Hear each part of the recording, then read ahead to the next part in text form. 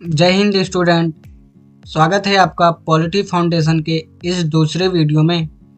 इसके पहले वाले वीडियो में मैंने आपको अनुसूची के बारे में बताया था और संविधान क्या होता है, अनुसूची क्या होता है, इन सब के बारे में बताया था। आज के इस वीडियो में हम बात करेंगे संविधान के भाग 1 की। ठीक है, तो चलिए बिना देरी किए मैं आपको समझाता हूँ संविधान के भाग 1। तो देखिए, संविधान के भाग 1 जो है उसका नाम है, संविधान का भाग 1 जो है, संविधान का भाग 1 उसका नाम है संघ एवं राज्य क्षेत्र।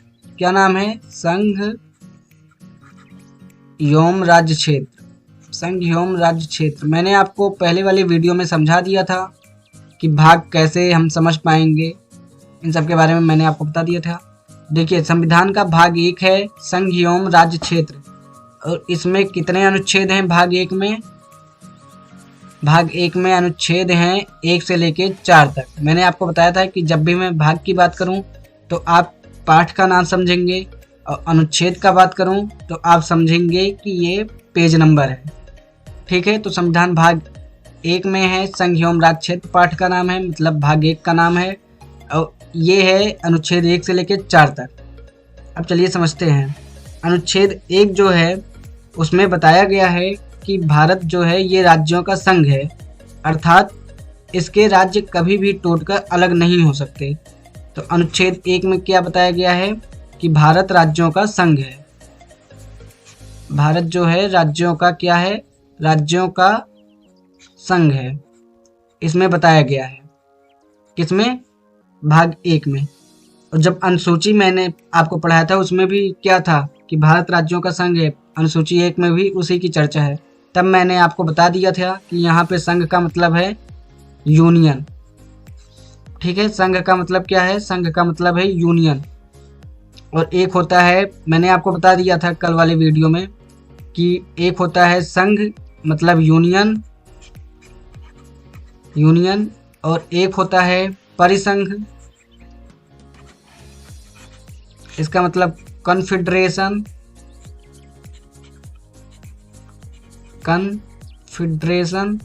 और एक और संघ होता है, इंग्लिश में उसका मतलब होता है फेडरेशन।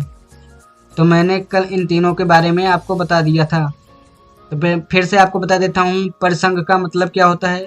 परिसंघ उसे कहते हैं जिसमें छोटे छोटे राज्य आपस में जुड़कर और अपनी थोड़ी थोड़ी शक्तियाँ केंद्र सरकार को देकर एक देश का निर्माण करती हैं। परिसंघ जो है बहुत ही कमज़ोर होता है, इसमें कोई भी देश आसानी से अलग हो जाते हैं परिसंघ में, मैंने आपको बता दिया था कल। फेडरेशन क्या होता है? फेडरेशन होता है कि जब राज्य मिलाकर एक देश का निर्माण करते हैं और हर राज्य अपनी कुछ शक्तियां देश को दे देता है और देश को कहते हैं कि आप इन शक्तियों का प्रयोग करें। इसमें भी कोई भी राज्य अलग हो सकता है। तो मैंने आपको कल बता दिया था कि कन्फेडरेशन में भी राज्य अलग हो सकते हैं और फेडरेशन में भी हो सकते हैं, जबकि यूनियन जो है इसमें राज्य कभी भी अलग नहीं हो सकते। तो भारत क्या है? भारत यूनियन है।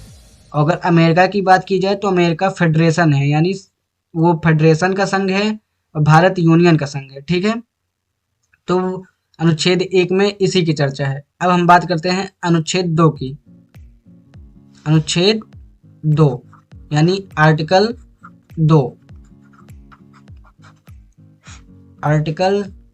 की चर्चा करते हैं। तो इसमें क्या कहा गया है? इसमें बताया गया है कि संसद को यह अधिकार है कि भारत के बाहर कोई देश है तो उसे भारत में मिला सकता है, या किसी देश का कोई टुकड़ा है जो भारत में मिलना चाहता है तो उसे मिला सकता है। यानी अनुच्छेद 2 कहता है कि संसद राष्ट्रपति के पूर्व अनुमति यानी सूचना पर किसी विदेशी राज्य को भारत में मिला सकती है, जैसे कि सिक्किम को मिलाया भी गया है। सिक्किम को, तो ये क्या कहता है? अनुच्छेद 2 क्या कहता है मैं आपको फिर से बता देता हूँ। मैंने आपको बता दिया, लेकिन आपको समझ में आया कि नहीं ये तो मुझे नहीं पता, लेकिन मैं आपको क्या बता देता हूँ कि संसद, मैं आपको बताता हूँ, ये कहता है अनुच्छेद 2 कि संसद जो है वो विदेशी राज्य को मिला सकती है। बस आप इतना समझिए, संसद जो है वो विदेशी राज्य को मिला सकती है। संसद जो है वो विदेशी राज्य को मिला सकती है। जैसे कि एग्जाम्पल में यानी उदाहरण में आपको बताया गया कि सिक्किम को मिलाया गया। सिक्किम को कब मिलाया गया?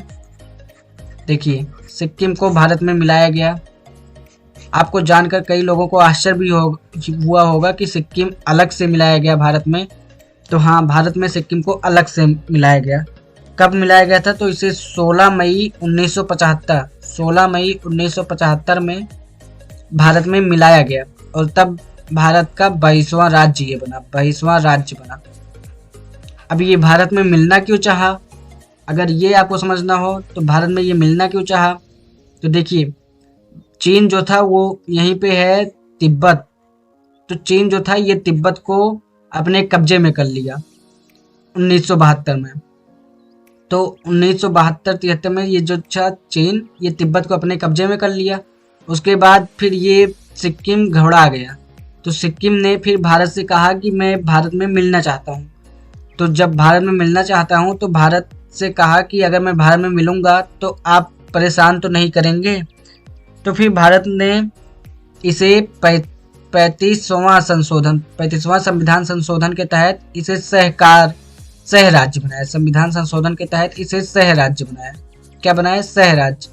सह राज्य का मतलब होता है कि आप राज्य की तरह ही रहेंगे, लेकिन आप जब चाहें तो अगर राज्य बन भी सकते हैं और नहीं भी बन सकते हैं।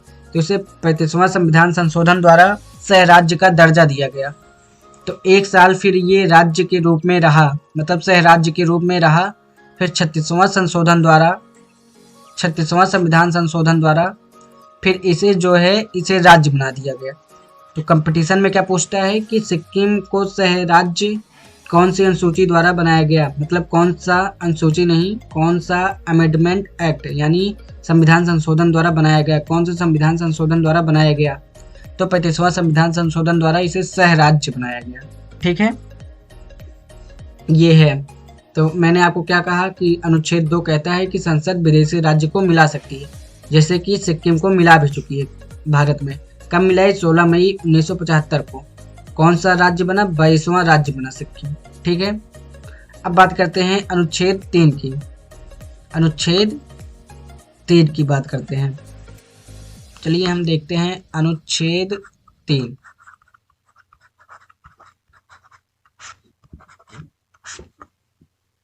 अनुच्छेद 3 कहता है कि संसद राष्ट्रपति के पूर्व अनुमति से भारत के किसी भी राज्य को बिना उसके अनुमति से, यानी राज्य के बिना अनुमति से उसके नाम, सीमा, क्षेत्र में परिवर्तन कर सकता है।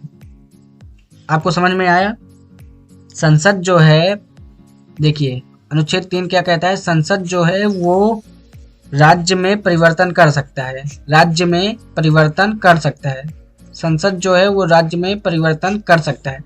कौन कहता है? अनुच्छेद 3 कहता है कि संसद जो है वो राज्य में परिवर्तन कर सकता है। उसके नाम में कर सकता है, सीमा में कर सकता है, क्षेत्र में भी कर सकता है। जैसे अगर हम बात करें तो एमपी छत्तीसगढ़,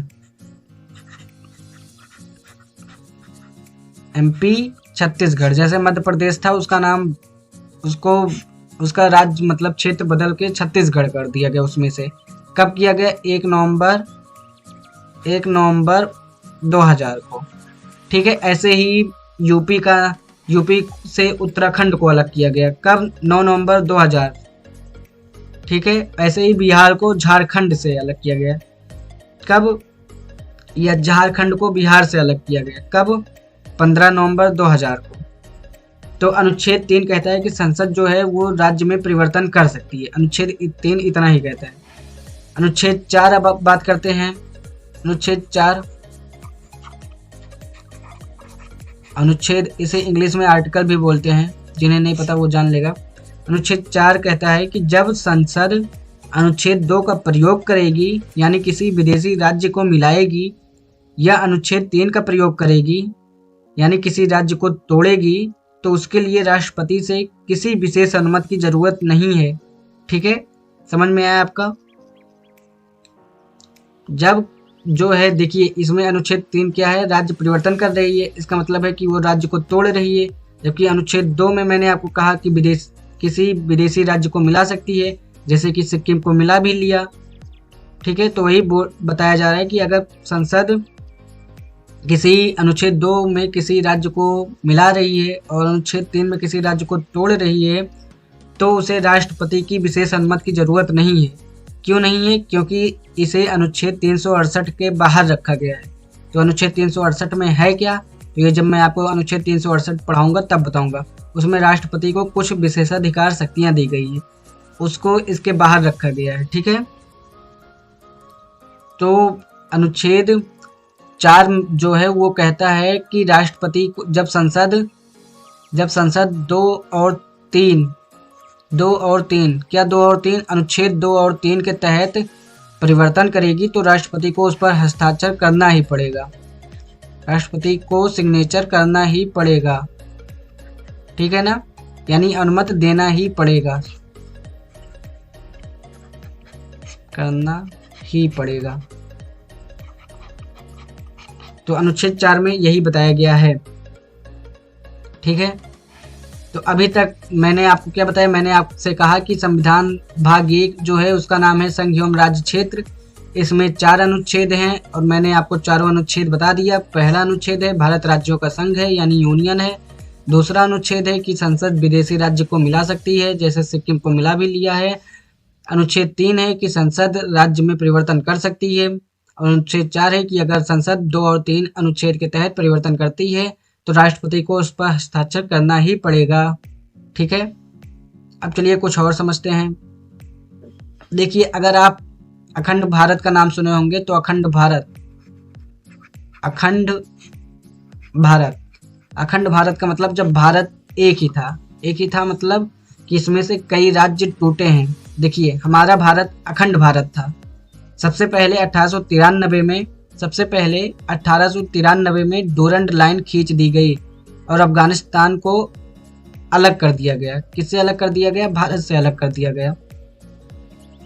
ठीक है, तो जो अफगानिस्तान था ये भारत का ही हिस्सा था, तो इसे डोरंड लाइन द्वारा भारत से अलग कर दिया गया, तो पहले तो अफगानिस्तान को अलग कर दिया गया। अफगानिस्तान मतलब टूट गया। ये सब अखंड भारत में आते हैं। तो ये अखंड भारत मतलब अफगानिस्तान टूट गया अखंड भारत से। उसके बाद अखंड भारत का दूसरा टुकड़ा जो है ये म्यांमार था। म्यांमार ये क्या था? ये 1935 में अलग हो गया। 1935 में म्यांमार जो है ये 1935 में अलग हो गया। 1935 में भारत से अलग हो गया म्यांमार। और तीसरा टुकड़ा जो है अखंड भारत का ये था पाकिस्तान। तीसरा टुकड़ा जो है ये था पाकिस्तान। पाकिस्तान जो है वो 1947 में भारत से अलग हो गया। पाकिस्तान का विभाजन मुस्लिम जनसंख्या पर हुआ था। एक और पूर्वी पाकिस्तान और एक और पश्चिमी पाकिस्तान हो गया। एक और था पूर्वी पाकिस्तान, एक और था पश्चिमी पाकिस्तान। पूर्वी पाकिस्तान का ही नाम था बांग्लादेश। बाद में पूर्वी पाकिस्तान का नाम बांग्लादेश हो गया। ठीक है, रेड क्लिफ रेखा जो है वो भारत पाकिस्तान को अलग करती है। कौन सी रेखा? रेड क्लिफ रेखा। रेड क्लिफ रेखा जो है ये भारत पाकिस्तान को अलग करती है। किसको अलग करती है? भारत पाकिस्तान को। और वहीं डुरंड रेखा जो है वो किसको अलग करती है? वो अलग करती है अफगानिस्तान और भारत को। ये अफगानिस्तान और पाकिस्तान को बोल सकते हैं, या अफगानिस्तान और भारत को भी बोल सकते हैं। ठीक है, अलग करती है। और अगर भारत बांग्लादेश की बात की जाए तो भारत बांग्लादेश को जीरो लाइन जो है ये भारत बांग्लादेश के बॉर्डर को मतलब पहचानते हैं या अलग करती है। भारत और बांग्लादेश। भारत बांग्लादेश का पहले क्या नाम था? बांग्लादेश का पहले नाम था पूर्वी पाकिस्तान। ठीक है, तो जीरो लाइन जो है ये भारत बांग्लादेश को अलग करता है। रेड क्लिफ लाइन जो है भारत पाकिस्तान को। डोरंड लाइन जो है वो डोरंड लाइन जो है वो अफगानिस्तान और भारत को अलग करता है। ठीक है, आपको इतना समझ में आ गया होगा। देखो, अंग्रेजों ने देसी रियासतों को 3 विकल्प दिया। देखिए, जब भारत आज़ाद हुआ था तो भारत में 552 देसी रियासतें थी। 552 देसी रियासत थी। रियासत यानी जैसे अभी है ना यूपी, बिहार, झारखंड, छत्तीसगढ़, ये सब जो है वैसे ही यूपी में भी पता चले अवध का अलग कोई राजा है, लखनऊ का अलग है, और ऐसे बहुत अलग अलग मतलब सब थे। तो जब भारत आज़ाद हुआ तो उसमें 552 रियासतें थी, देसी रियासतें भारत में 552 थी। जबकि अगर वहीं पाकिस्तान में बात की जाए तो पाकिस्तान में 13 देसी रियासतें थी। ठीक है, तो अंग्रेजों ने देसी रियासत को 3 विकल्प दिया। देसी रियासत को जो है, ये जो 552 देसी रियासत थी, इसको 3 मतलब विकल्प दिया, 3 विकल्प। कौन कौन से विकल्प दिए मैं आप लिख देता हूँ।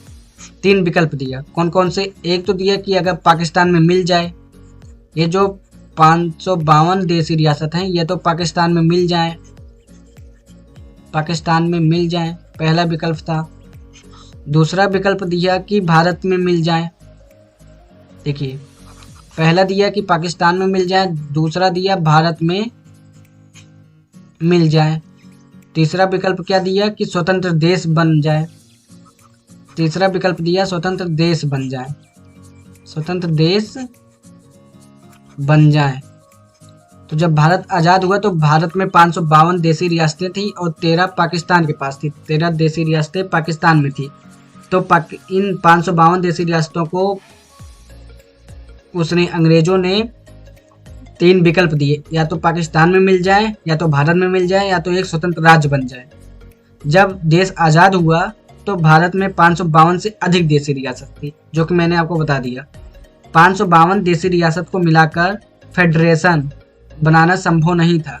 फेडरेशन मतलब संघ बनाना संभव नहीं था। इसलिए सरदार पटेल को जिम्मेदारी दी गई कि इसे मिलाकर यूनियन बनाए। यूनियन मतलब संघ बनाए। इस काम में 3 लोगों की महत्वपूर्ण भूमिका थी। जब ये संघ जो बनाया गया, फेडरेशन से यूनियन जो बनाया गया, इसमें 3 लोगों की महत्वपूर्ण भूमिका थी। कौन कौन से लोगों की भूमिका थी? तो इसमें सरदार पटेल की, सरदार पटेल। दूसरे नंबर पे बात की जाए तो वीपी मेनन, वीपी मेनन की। तीसरी बात की जाए तो माउंट बेटन, माउंट बेटन की। ठीक है, इन लोगों ने सभी राज्यों को भारत में विलय करा दिया, किंतु 3 राज्य भारत में विलय के लिए तैयार नहीं थे। देखिए, 552 देसी रियासत थी तो अंग्रेजों ने 3 विकल्प दिए, या तो पाकिस्तान में मिल जाए, या भारत में मिल जाए, या स्वतंत्र देश बन जाए। ठीक है, जब दिया तो अब ये तो पहले फेडरेशन थी, फेडरेशन मतलब संघ, फिर इन्हें यूनियन बनाना था कि ये एक हो जाएं, जिससे ये फिर टूटने ना पाए। मैंने आपको बता दिया कि फेडरेशन और यूनियन में क्या अंतर है। तो फिर अब ये काम होगा कैसे? तो सरदार पटेल, वीपी मेनन और माउंट बेटन ने 552 में से 549 को तो मिला लिया किसी तरीके से मतलब डांट वाट की किसी तरीके से मिला दिया, तो वो 549 तो मान गए। लेकिन उनमें से 3 थे वो मानने को तैयार नहीं थे कि मैं भारत में विलय होऊंगा या भारत में मिल जाऊंगा। वो मानने को तैयार ही नहीं थे। कौन कौन सा था? एक तो हैदराबाद, दूसरा जूनागढ़, पहला हैदराबाद, दूसरा जूनागढ़, तीसरा जो है जम्मू कश्मीर। ये जो है ये भारत में मिलना ही नहीं चाहते थे। ये कहते थे हम अलग ही राज्य, अलग ही देश बनाएंगे। ठीक है, ये भारत में नहीं मिलना चाहते थे। बाकी 549 तो मिल गए। सरदार पटेल और वीपी मेनन और माउंट बेटन की कोशिशों के बाद वो 549 मिल गए, लेकिन ये 3 नहीं मिलना चाहते थे। तो हैदराबाद को जो है, हैदराबाद के निजाम जो है, हैदराबाद को पाकिस्तान में मिलाना चाहते थे। किंतु सरदार पटेल ने पुलिस की वर्दी में सेना को भेज दिया, जिसे ऑपरेशन पोलो कहा जाता है। इसे हैदराबाद को कैसे भारत में मिलाया गया? इसे ऑपरेशन पोलो के द्वारा मिलाया गया। ऑपरेशन पोलो क्या था? इसमें ऑपरेशन पोलो क्या था? पुलिस की वर्दी में सेना को भेज दिया गया था, जिसे ऑपरेशन पोलो कहा जाता है। इसी के तहत जो है हैदराबाद को भारत में मिला लिया गया। ये तो समझ में आया, हैदराबाद कैसे मिला? ऑपरेशन पोलो के द्वारा। अब बचा जूनागढ़। अब इसे कैसे मिलाया गया? तो देखिए, यह गुजरात का एक रियासत था। ये जूनागढ़ जो है ये गुजरात के पास है। एक रियासत था जो पाकिस्तान में जाना चाहता था। ये जूनागढ़ जो था ये पाकिस्तान में जाना चाहता था। और जबकि वहीं अगर हम हैदराबाद देखें तो ये पाकिस्तान में ये भी मिलना चाहता था, और ये जूनागढ़ जो है ये भी पाकिस्तान में मिलना चाहता था। किंतु सरदार पटेल ने यहाँ पे जनमत संग्रह करा के इसे भारत में मिला लिया। उसने क्या किया, सरदार पटेल ने क्या किया, उन्होंने फिर गुजरात के जूनागढ़ के आसपास के जो इलाके हैं गुजरात के, वहाँ पे जनमत संग्रह कराया कि आप भारत में जाना चाहते हैं या पाकिस्तान में जाना चाहते हैं। तो वहाँ के अधिकांश लोगों ने कहा कि भारत में जाना चाहते हैं। तो फिर यहाँ इसे भारत में मिला लिया गया, जूनागढ़ को भारत में मिला लिया गया। तो किसके द्वारा मिलाया गया, जनमत संग्रह के द्वारा। किसने करवाया, सरदार पटेल ने। हैदराबाद को कैसे भारत में मिलाया गया, तो ऑपरेशन पोलो के द्वारा। क्या था ऑपरेशन पोलो, इसमें पुलिस के वर्दी में सेना को भेज दिया गया था। ठीक है, अब बचा जम्मू कश्मीर। देखिए जम्मू कश्मीर, यहाँ की जनता जो है वो मुस्लिम थी, लेकिन राजा जो थे हिंदू हरि सिंह थे। यहाँ के राजा जो थे वो हिंदू थे, उनका नाम था हरि सिंह। जबकि यहाँ की जनता जो है वो मुस्लिम थी। उन्होंने कहा कि हम ना भारत में रहेंगे। किसने कहा, हरि सिंह ने कहा कि ना हम भारत में रहेंगे न ही पाकिस्तान में रहेंगे। इसकी अलग ही था। ये दोनों कह रहे थे हम पाकिस्तान में मिलेंगे, ये कह रहा था ना मैं पाकिस्तान में मिलूंगा और ना भारत में रहूंगा, ना भारत में मिलूंगा ना पाकिस्तान में मिलूंगा, हम स्वतंत्र देश बनाएंगे। ये स्वतंत्र बनना चाहता था। ठीक है, स्वतंत्र बनना चाहता था। तब तक क्या हुआ, पाकिस्तान के जो आतंकवादी हैं वो जम्मू कश्मीर में घुसपैठ कर दिया, जम्मू कश्मीर में घुसपैठ कर दिया। अब हरि सिंह को लगा कि हम नहीं बचेंगे। जब वो था जम्मू कश्मीर में आतंकवादियों ने, पाकिस्तान के आतंकवादियों ने घुसपैठ कर दिया, तब हरि सिंह को लगा कि अब हम नहीं बचेंगे। तब हरि सिंह नेहरू के पास गए और कहा देखिए मैं आपको सही से समझाता हूँ। जम्मू कश्मीर जो था, यहाँ के अधिकांश जनता जो थी वो मुस्लिम थी, जबकि यहाँ के राजा हरि सिंह जो थे वो हिंदू थे। उन्होंने कहा कि हम ना पाकिस्तान में मिलेंगे ना भारत में मिलेंगे, हम एक देश बनाएंगे, हम स्वतंत्र रहेंगे। लेकिन इसी बीच क्या हुआ, पाकिस्तान के जो आतंकवादी थे वो जम्मू कश्मीर में घुसपैठ कर दिए। ठीक है, अब जब हरि सिंह को इसके बाद लगा कि मैं नहीं बचूंगा, तब हरि सिंह नेहरू के पास आए और सरदार पटेल ने 24 अक्टूबर 1947 को, और सरदार पटेल ने 24 अक्टूबर 1947 को विलय पत्र पर हस्ताक्षर करा के भारत का अंग बना लिया। देखिए जब जम्मू कश्मीर कब भारत में मिला, 26 अक्टूबर 1947 को, 26 अक्टूबर 1947 को भारत में मिला। तब फिर भारत की सेना गई। जब जितने राज्य में, देखिए मैं यहाँ पे आपको अगर भारत का नक्शा बना पाऊं,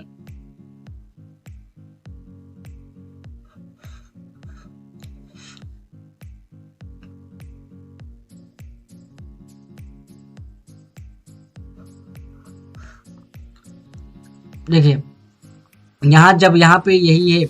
यहाँ पे जब पाकिस्तान वालों ने घुसपैठ कर दिया, तब हरि सिंह यहाँ दिल्ली आए, यहाँ नेहरू जी के पास आए। तो यहाँ पे सरदार पटेल जो थे उन्होंने 26 अक्टूबर 1947 को उन्होंने कहा कि आप पहले विलय पत्र पर हस्ताक्षर कीजिए कि हम भारत में मिलेंगे। तो उन्होंने अपनी जान बचाने के लिए हस्ताक्षर कर दिया। उसके बाद फिर यहाँ से भारत की सेना गई और फिर जितने आतंकवादी थे उनको धूल चटा दी। बाकी जब तक उन्होंने जितना कब्जा कर लिया था उतना वहीं पे रुक गए।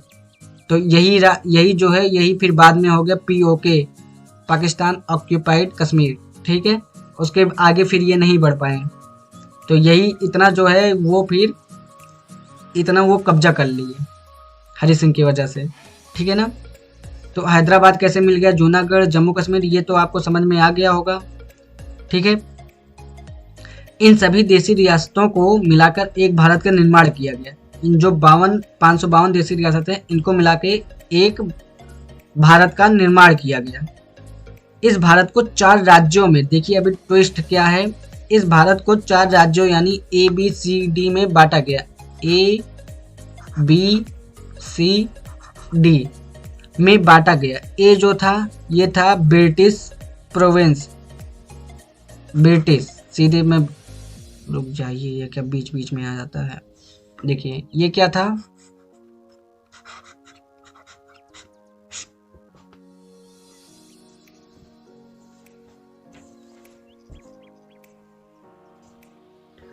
ये था ब्रिटिश रियासत। ए नंबर जो था ये था ब्रिटिश रियासत, ब्रिटिश रियासत। बी में क्या था, ये था देसी रियासत, बी देसी रियासत। ठीक है। सी में क्या था, कमिश्नरी स्टेट था, सी में कमिश्नरी स्टेट, ये था कमिश्नरी स्टेट, कमिश्नरी स्टेट। अभी मैं आपको इनका मतलब भी समझाता हूँ, रुक जाइए थोड़ा सा। और ये था यूनियन टेरिटरी, यूनियन टेरिटरी मतलब केंद्र शासित प्रदेश, यूनियन टेरिटरी केंद्र शासित प्रदेश। देखिए ब्रिटिश रियासत जो थी वह राज्य जहां अंग्रेजों का शासन था उसे ब्रिटिश रियासत कहा गया। जहां पे अंग्रेजों का शासन था उसे ब्रिटिश रियासत कहा गया। इसमें नौ रियासत को शामिल किया गया था। और फिर देसी रियासत किसे कहा गया, वह राज्य जहां देसी रियासतों का शासन था उसे देसी रियासत कहा गया।